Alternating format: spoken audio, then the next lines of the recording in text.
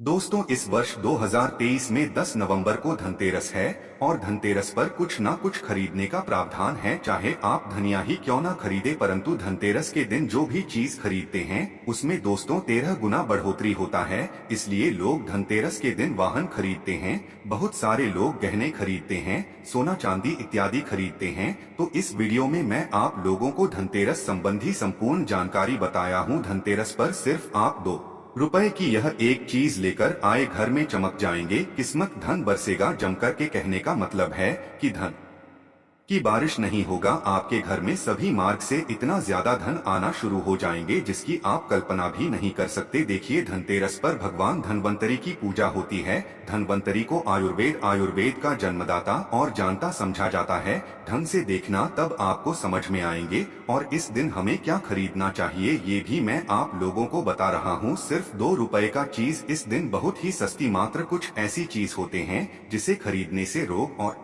सुख ये दोनों मिट जाते हैं और जातक को सुख और समृद्धि की प्राप्ति होती है। आप अपने स्वार्थ अनुसार आज के वीडियो में बताएंगे कुछ ऐसे सामग्री है जिसे आप खरीद सकते हैं। अब आखिर जानते हैं धनतेरस के दिन हमें क्यों खरीदना चाहिए, बाकी दिन क्यों नहीं खरीदना चाहिए। देखिए, जो धनतेरस का दिन होता ये धन प्राप्ति करने का सर्वश्रेष्ठ दिन समझा जाता है। धनतेरस के दिन जो भी वस्तु खरीदते हैं उसमें 13 गुना ज्यादा असर बढ़ जाता है, अर्थात अच्छा तो हो जाता है। मान के चलिए आपने धनतेरस के दिन जैसे कि कोई वाहन खरीदे तो वो वाहन में इतना ज्यादा असर हो जाता है, 13 गुना ज्यादा असर बढ़ जाते हैं कि उस वाहन की फिर कभी भी उस वाहन से आपको दुर्घटना नहीं होगी, किसी को नुकसान नहीं पहुंचाती। कहने का मतलब है कि धनतेरस के दिन जो भी चीजों का खरीदारी करते हैं उसमें शुभ फल हासिल होता है। तो हमें धनतेरस के दिन क्या खरीदना चाहिए, तो आप अपने सामर्थ्य अनुसार धनतेरस के दिन आपके पास जितना पैसा है, आपके पास जो समर्थ है, उनके अनुसार कुछ चीजों को खरीदारी कर सकते हैं,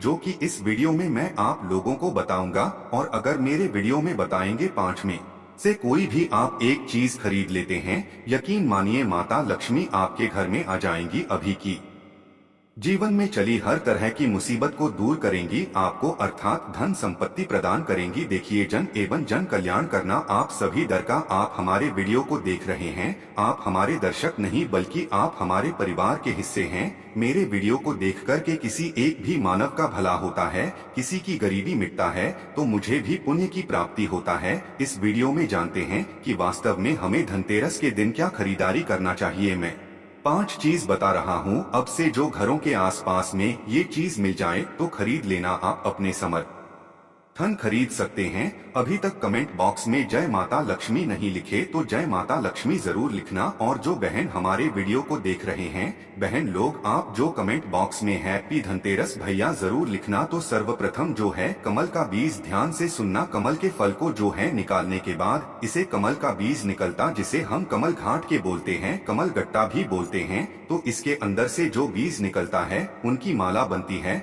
जिसमें माता लक्ष्मी को सिद्ध करने के लिए इनके माला की जप होती है। तो देखिए, जो कमल के गट्टे होती है उसे माता लक्ष्मी को बहुत पसंद है। कमल के जो बीज होता है माता लक्ष्मी को बहुत पसंद है। तो एक काम करना, धनतेरस के दिन धनवंतरी महाराज को और माता लक्ष्मी को 5 आपको कमल का बीज समर्पित कर देना। और आपको प्रार्थना करना है कि हे माता लक्ष्मी, आप हमारी गरीबी मिटाए। धनवंतरी महाराज से प्रार्थना करना है कि महाराज हमारे घर में हमेशा निरोग रहें, निरोग काया की प्राप्ति हुई, यही मैं आपसे आशीर्वाद की कामना करते हैं। इस तरह से प्रार्थना करते हुए कमल का बीज इस दिन खरीद करके लाइए। माता लक्ष्मी तथा धनवंतरी महाराज को समर्पित कर सकते हैं। आजीवन आप निरोग रहेंगे और आपके जीवन में धन का कमी नहीं होगा, क्योंकि इस समय में सभी दिव्य शक्तियां जागृत अवस्था में होती है धनतेरस के दिन। और आपकी पुकार सीधा माता लक्ष्मी और धनवंतरी महाराज तक के पहुंचते हैं। इसके बाद औषधि देखिए, इस दिन औषधि क्यों खरीदना चाहिए, क्योंकि औषधि हमें निरोग काया प्रदान करती है, हमें जो निरोग रखने का काम करती है।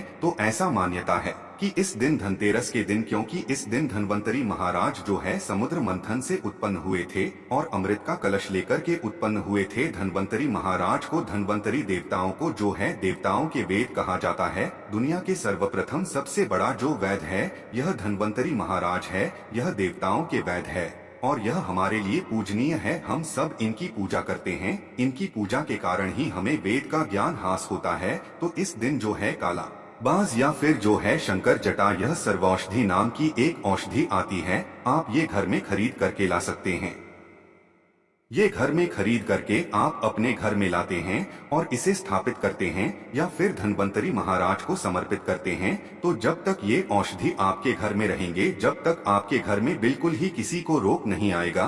और ऐसा भी कहा जाता है, इस दिन औषधि खरीद करके लाने के बाद, जैसे कि शंकर झट हैं, सर्वौषधि आते, आप जो इस दिन इंद्रजाल नाम की जो जड़ी आती है वो भी खरीद करके ला सकते हैं। या फिर किसी भी तरह की चमत्कारिक पेड़ पौधे की जो बाधा होती है या फिर चमत्कारिक जो वनस्पतियां होती है, यह खरीद करके लाकर धन्वंतरी महाराज को समर्पित करे। ऐसा कहा जाता है, इस दिन समर्पित करने के बाद ये जो औषधियां होती हैं, जड़ी बूटियां होती हैं, जागृत अवस्था में हो जाती हैं। मान के चलिए किसी को लंबे समय से कोई बीमारियां ठीक नहीं हो रहे, तो इस दिन समर्पित किया गया औषधि की अगर 2 से 3 बूंद, अगर जो लंबे समय से बीमार खाट में पड़े मानव हैं, चलने फिरने में समर्थवान नहीं, तो इसके नाक में अगर इसके 2 से 3 बूंद जो आप औषधि ला रहे हैं, उसके 2 से 3 बूंद नस दिया जाए, तो वो मानव भी ठीक होकर के कुछ दिनों के भीतर में चलने फिरने लायक हो जाते हैं। कहने का मतलब है कि इस दिन सभी तरह की जो औषधि होती है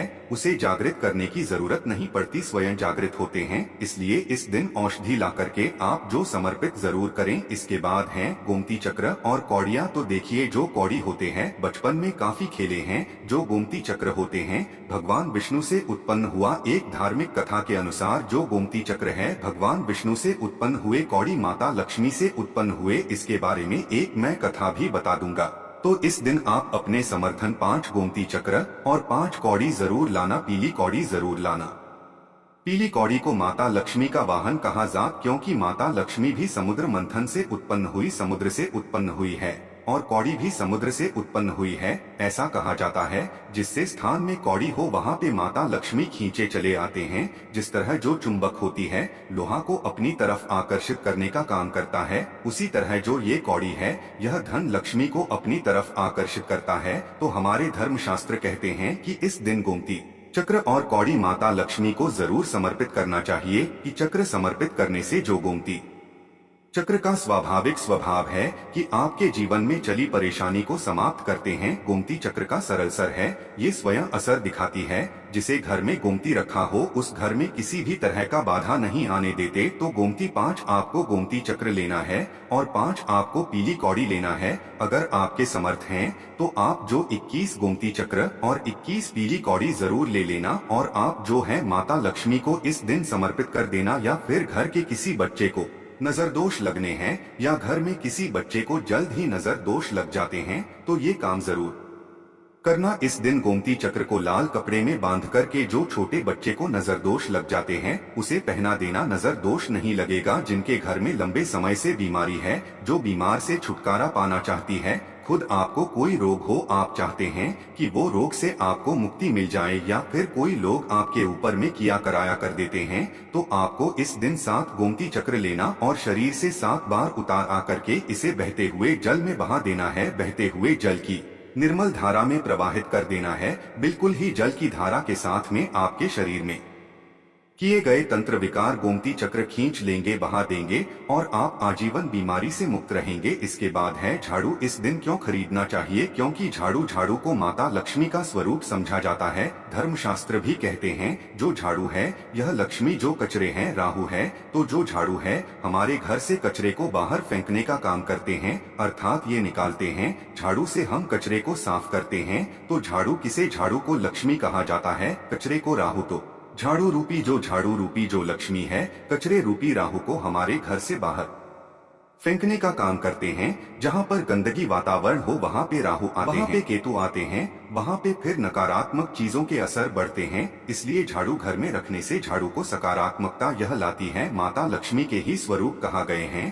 तो आपको धनतेरस के दिन 2 जोड़ा झाड़ू लाना चाहिए। आपको जोड़े के स्वरूप में झाड़ू लाना चाहिए और इसे ला करके जैसे देवी माता लक्ष्मी की आप पूजा करते हैं, उसी तरह झाड़ू की भी पूजा करना है। और इसे आपको प्रार्थना करना है कि हे माता लक्ष्मी, अब के कृपा से हमारे घर में पूरे वर्ष भर धन की कमी ना हो। इस तरह से प्रार्थना करना है। झाड़ू को माता लक्ष्मी का स्वरूप आपको मानना है, झाड़ू माता लक्ष्मी के ही स्वरूप कहेंगे। इसके बाद है धनिया। मैं पिछले वाले वीडियो में भी बताया था धनिया की जो संबंध होता है सीधा धन की देवी माता लक्ष्मी से। देखिए आज भी ग्रामीण क्षेत्र में धनतेरस के दिन धनिया बोए जाते हैं। ऐसा समझा जाता है धनतेरस के दिन कोई मानव घर में धनिया खरीद करके लाएं और इसे बोते हैं तो ऐसे मानव के जीवन में जैसे जैसे धनिया कार्य में बनना शुरू होते हैं वैसे वैसे ऐसे मानव के जीवन में परेशानी है, चाहे धन संबंधी परेशानी हो चाहे किसी भी तरह का परेशानी दूर होता है। जैसे जैसे धनिया का कार्य बढ़ता है